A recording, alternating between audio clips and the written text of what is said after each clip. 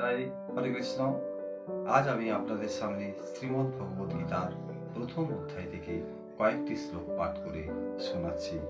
অর্জুন উবাচ সেনয়োরুভয়োর মধ্যে রথং স্থাপয়মেচ্যুত যাবদে তান্নিরেক্ষহং যুদ্ধকামানবস্থিতান কৈরিময়া সহ যুদ্ধ ব্যামস্মিন রণসমুদ্যমেম।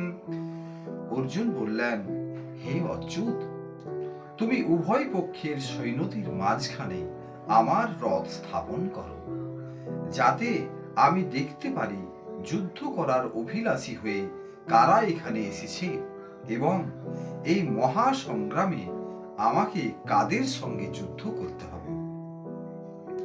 যুৎসমানান বেক্ষহং ইয়য়েতেত্র সমাগতা ধৃতরাষ্ট্রস্য দুর্বুদ্ধের যুদ্ধে প্রিয় চিকিৎসব।